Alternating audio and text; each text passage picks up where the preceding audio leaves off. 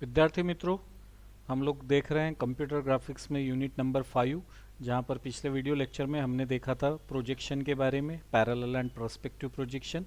तो आज के इस वीडियो लेक्चर में हम लोग कंटिन्यूएशन में ही आगे देखने वाले कर्व्स के बारे में। हम लोग सबसे पहले जानेंगे कर्व की डेफिनेशन क्या है, what is mean by curve और उसके अलग अलग टाइप्स। फिर हम लोग देखेंगे बेजर कर्व की प्रॉपर्टी और एक पेपर बेस्ड प्रॉब्लम सॉल्व करेंगे। ठीक है दोस्तों, तो ये आज के हमारे लर्निंग ऑब्जेक्टिव्स हैं आपके स्क्रीन पर। तो शुरुआत करते हैं हम लोग सबसे पहले कर्व से। What is curve? ठीक, तो कर्व की डेफिनेशन जैसा हमको सजेस्ट कर पा रही है, a curve is a continuous and smooth flowing line without any sharp turn.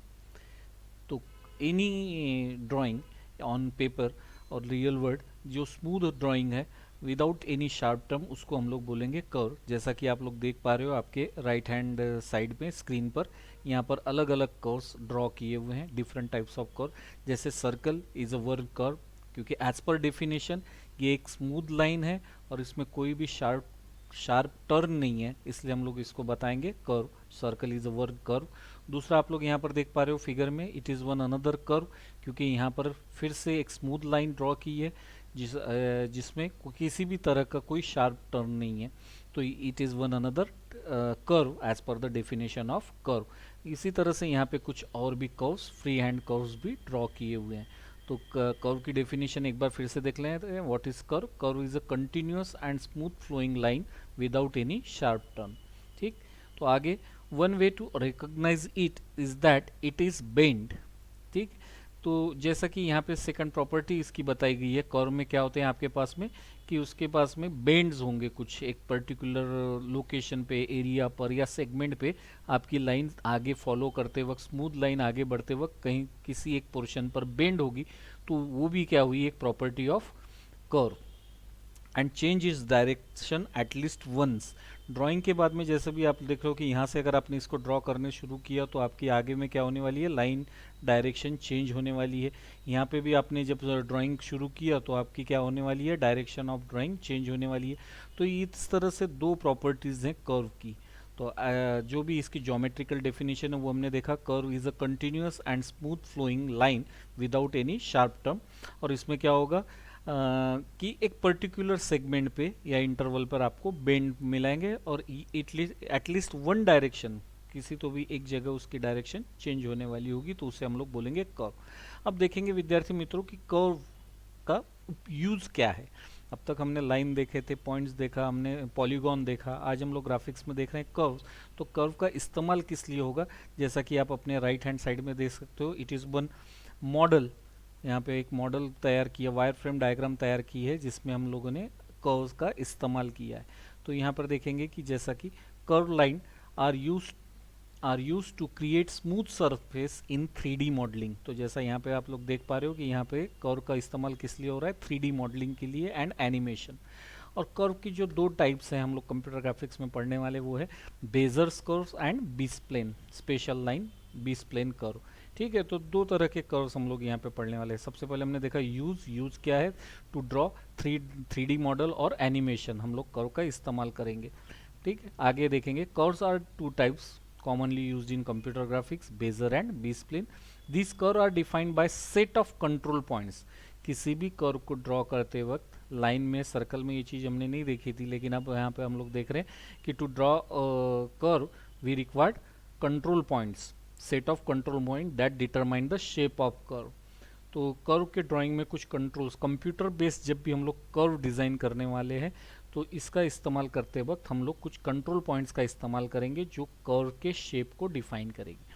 तो जैसा कि आपको बता दिया यहाँ पे व्हाट इज़ कर्व और कर्व का इस्तेमाल क्या है। आपने अगर कोई ऑटोमोबाइल सेक्टर देखा होगा तो कार के पैनल वैनल डिज़ाइन करते वक्त भी जो हमको एक पर्टिकुलर आर्क देना होता है पैनल को, या मोल्डिंग के लिए भी हम लोग इस्तेमाल करेंगे कर्व का। यहाँ देखेंगे हम लोग शुरुआत में Bezier curve. A Bezier curve is a particularly a kind of special line generated from a set of control point by forming a set of polynomial function. Bezier curve क्या है, तो कुछ कंट्रोल पॉइंट की मदद से जो भी हम लोग कर्व ड्रॉ करने वाले हैं, तो उसको हम लोग बोलेंगे बेजर कर्व। जैसा कि आप यहाँ पे देख पा रहे हो, simple curve, quadratic curve and cubic curve. तो जैसे यहाँ पे एक लाइन सेगमेंट ड्रॉ किया है P0 टू P1, ये दो कंट्रोल पॉइंट है और यहाँ से जो पास होने वाली एक लाइन ड्रॉ की है, तो इसको हम लोग बोलेंगे कर्व। तो बेजर कर्व ने बताया था कि कुछ कंट्रोल पॉइंट्स के, ग्लोबल कंट्रोल पॉइंट्स के जरिए हम लोग जब भी किसी स्मूथ लाइन को ड्रॉ करते हैं with some bending, with some direction, तो उसको हम लोग बोलेंगे कर्व। और बेजर ने सजेस्ट किया था कि इसके लिए हम लोग कुछ कंट्रोल पॉइंट्स का इस्तेमाल करेंगे। This functions are computed from the coordinates of the control points. These functions are computed from the coordinate of the control points। तो कंट्रोल पॉइंट के इन कोऑर्डिनेट लोकेशन के इस्तेमाल करके हम लोग कर्व को मेजर करने वाले, ठीक है। This curve can be generated under the control of the other points. Different types of Bezier curves are simple, quadratic and cubic, जैसा कि आपके स्लाइड पे दिखाई भी दे रहे हैं। तो बेजर कर्व एक टाइप ऑफ कर्व है जहां पर हम लोग कंट्रोल पॉइंट के सहायता से, ग्लोबल कंट्रोल पॉइंट की सहायता से एक कर्व को बना सकते हैं। जैसे भी कंट्रोल पॉइंट की पोजीशंस, कोऑर्डिनेट लोकेशन हम लोग चेंज करेंगे, उसके हिसाब से आपके कर्व की शेप चेंज होगी।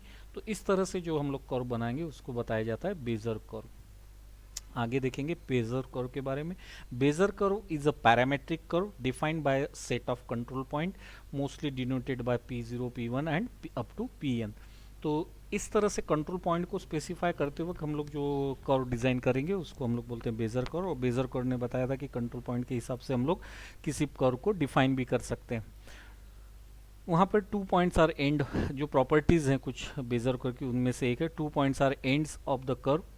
कर्व में क्या होगी, आपके पास 2 एंड पॉइंट्स होंगी and other points determine the shape of curve. जैसा कि यहाँ आप लोग देख पा रहे होंगे कि 2 एंड पॉइंट्स है, B0 and B3 are the end points and B1 and B2 defines the bending, कि कर्व क्या शेप क्या होने वाला है, ये डिफाइन कौन कर रहे हैं, B1 एंड B2।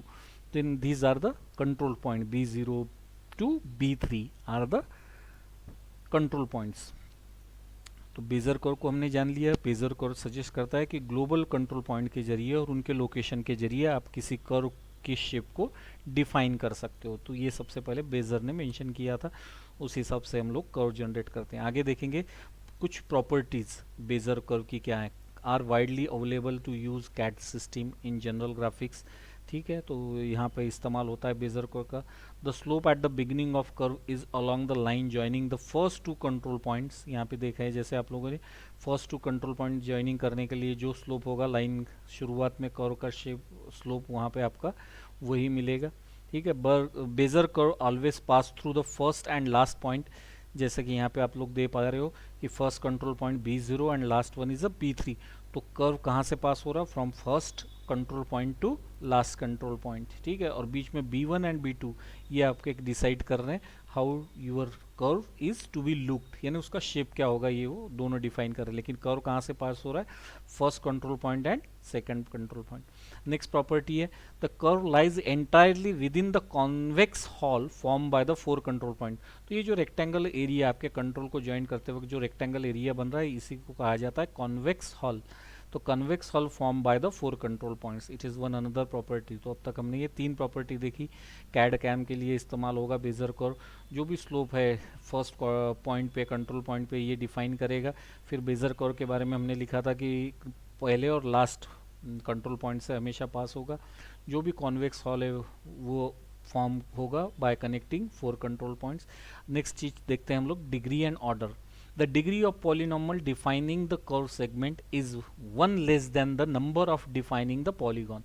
जो भी डिग्री ऑफ पॉलिनॉमल है आपकी क्या होनी चाहिए, तो ये नंबर ऑफ कंट्रोल पॉइंट, जैसे इस केस में आपके नंबर ऑफ कंट्रोल पॉइंट कितने हैं, 0 1 2 3, ठीक है। तो यहाँ पे हम लोग जब भी इस्तेमाल करेंगे नंबर ऑफ कंट्रोल पॉइंट -1। अगर यहाँ पे 4 कंट्रोल पॉइंट है तो नंबर ऑफ कंट्रोल पॉइंट्स 4 -1, यानी डिग्री इस पॉलिनॉमल की जो आपके स्क्रीन पे दिखाई दे रहा है उसकी डिग्री कितनी है, 3। एंड ऑर्डर क्या होती है, order of the polynomial defining the curve segment is equal to the total number of control point. Order आपकी डिफाइन करती है। और ऑर्डर किस तरह से निकालना है, तो नंबर ऑफ कंट्रोल पॉइंट्स जो भी आपके होने वाले हैं उसी को आप क्या बोलोगे, ऑर्डर ऑफ कर्व। जैसे यहाँ पर ऑर्डर ऑफ कर्व जो आपके स्क्रीन पे अवेलेबल कर्व है, तो इस कर्व की ऑर्डर क्या होगी, 4, क्योंकि यहाँ पे कंट्रोल पॉइंट्स आपने कितने यूज किए, 4। तो यहाँ पे इस तरह से हमने 5 से 6 प्रॉपर्टीज देखी हैं बेजर कर्व की। आगे हम लोग देखेंगे कि बेजर कर्व का इक्वेशन क्या है। अगर बेजर कर्व को रिप्रेजेंट करना है तो उसके लिए हमारे पास में क्या इक्वेशन है। The Bezier curve is a parametrically represented by P of t is equals to summation I is ranging from 0 to n B of I J of ni to t। यहाँ पर हर पैरामीटर के meaning को हम लोग जान लेंगे। जैसा t क्या है, it is a any parameter 0 to 1, 0 to B1 के बीच में जो भी आपके सैम्पल पॉइंट है। जैसा कि अभी इस कर्व को आप लोग देखोगे, आपका कर्व कहाँ से जा शुरू हो रहा है, B0 और कहाँ तक जा रहा है B3। तो इसके बीच में जो भी इंटरवल्स पॉइंट्स आपको मिलेंगे, इनको हम लोग डिनोट कैसे करने वाले हैं, बाय t। ठीक है, तो और इसकी हमेशा रेंज कहाँ से होगी, 0 to 9। तो जितने भी सैम्पल पॉइंट्स है वो हमको कलेक्ट करना है 0 to 1 के बीच में। P of t any point lying on the Bezier curve. ठीक है, इंटरवल हो गया आपका 0 to 1। तो यहाँ पे जो एग्जैक्ट वैल्यू होगी उसको हम लोग बोलेंगे P of t, point of t। जो भी इंटरवल है P of t वो यहाँ पे मेंशन करने वाले। B of I आपका रिप्रेजेंट करता है position of your control point. यहाँ पे जैसे आपका फिर से कर्व ले लेंगे तो इस कर्व में जो भी पोजीशन है, हम लोग जैसे B1 को स्पेसिफाई करना है तो x और y वैल्यू इसकी होगी। तो जो भी कंट्रोल पॉइंट की पोजीशन होगी वो हम लोग डिनोट करते हैं B of I से। n is a degree and JNF of IT is a blending function. तो ये इक्वेशन आपको याद रखना है। बेजर कर्व को अगर रिप्रेजेंट करना है इक्वेशन फॉर्म में तो इस इक्वेशन का हम लोग इस्तेमाल करेंगे। नेक्स्ट देखते हैं कि क्यूबिक बेजर कर्व अगर है, क्यूबिक जिसमें 4 कंट्रोल पॉइंट आपको इस्तेमाल होने वाले। ठीक है, क्यूबिक बेजर कर्व, हमने बेजर कर्व के टाइप्स यहीं पर पहले शुरुआत में देख लिए थे। बेजर कर्व सिंपल, ठीक है, क्वाड्रेटिक एंड क्यूबिक। जब भी आप लोग 4 कंट्रोल पॉइंट यूज़ करने वाले तो वो हो गया आपका क्यूबिक। जो भी ऑर्डर या टाइप ऑफ कर्व है उसको मेंशन करने के लिए आपको हमेशा इस्तेमाल करना है फार्मूला नंबर ऑफ कंट्रोल -1। जैसे कि यहाँ पर आपका कंट्रोल कितना है, 4। आप स्क्रीन पर देखो ऊपर की साइड में फिगर में दिखा है, यहाँ पे एक्चुअल कंट्रोल पॉइंट कितने हैं, 4, और इसकी डिग्री क्या होगी, 4 - 1 दैट इज 3। तो इसमें 3 इसकी डिग्री है, तो क्यूबिक बेजर कर्व होगा। ठीक है, तो cubic Bezier curve is defined by 4 control points, जैसा कि यहाँ पे मेंशन भी किया है, और इसकी डिग्री कितनी होने वाली है, 3। So it is a cubic Bezier curve क्योंकि डिग्री इसकी 3 है।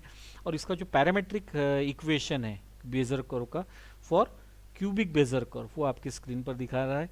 किस तरह से हम लोग इवैल्यूएशन, ये जो इक्वेशन हमने यहाँ लिखा था इसी को आगे फर्दर कंप्यूट करने के बाद, प्रोसेस करने के बाद इसका जो एक्सपांडेड वर्जन हमको मिलेगा वो कुछ इस तरह से होगा।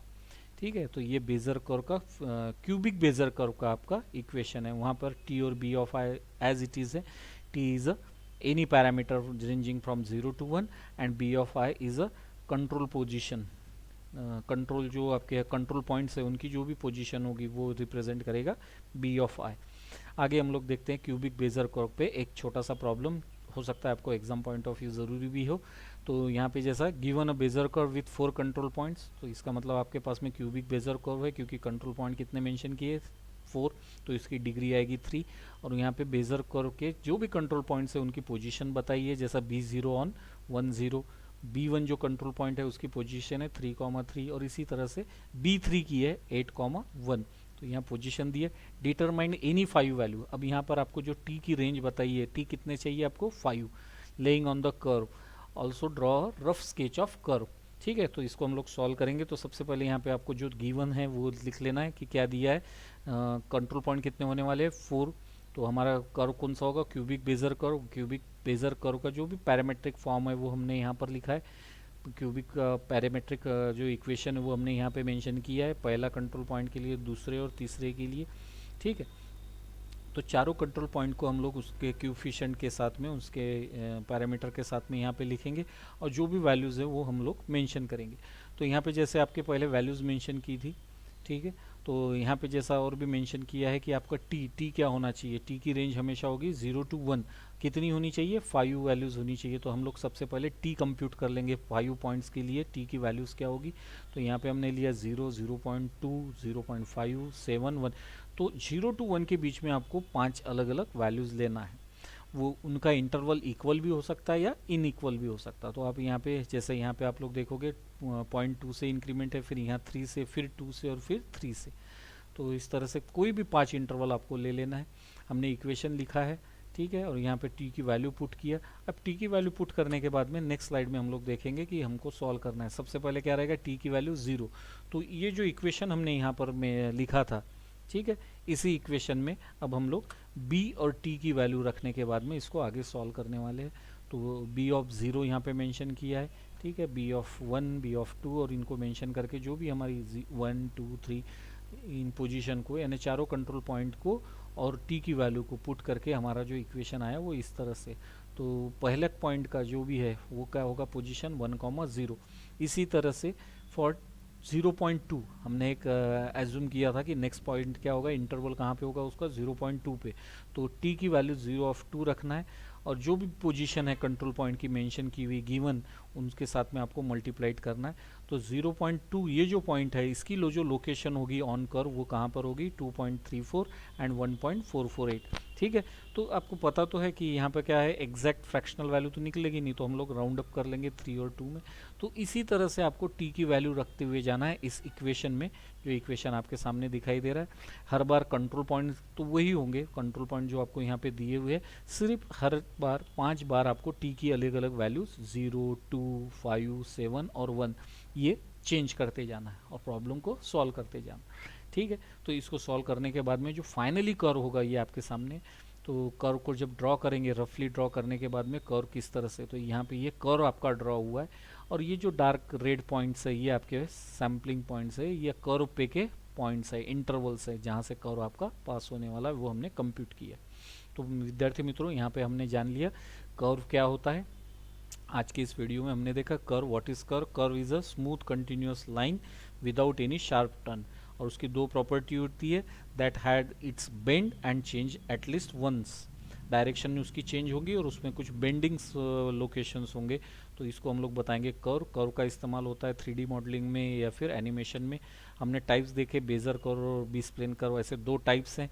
Badger curve again further divided into 3 type, simple, quadratic and cubic. फिर हमने देखा क्यूबिक प्रॉपर्टीज देखी कुछ बेजर कर्व की। उसके बाद में हमने देखा equation of Bezier curve, Bezier curve का इक्वेशन, और फिर एक प्रॉब्लम हमने पेपर बेस प्रैक्टिस के लिए हमने एक प्रॉब्लम भी सॉल्व किया और उस सॉल्व किए प्रॉब्लम के हिसाब से जो भी हमारी वैल्यूज़ कैलकुलेट होकर आई हैं उसको हमने यहाँ पे पुटअप किया। तो रिमेंबर वाला जो पार्ट है यहाँ पे आपको जो याद रखना है वो ये फार्मूला है जिसका इस्तेमाल करेंगे हम लोग क्यूबिक बेजर कर्व के कैलकुलेशन में या फॉर्मेशन के लिए, वो आपको याद रखना है और प्रॉपर्टीज़ याद रखनी है, ठीक है। कुछ क्वेश्चन आपके प्रैक्टिस के लिए, इन क्वेश्चन को आप लोग देखें, सॉल्व करें। अगर कोई डिफ़िकल्टी आती है तो पूछें। अगले लेक्चर में मिलेंगे जहाँ पे हम लोग देखेंगे बी स्प्लाइन कर्व। तब तक के लिए गुड बाय।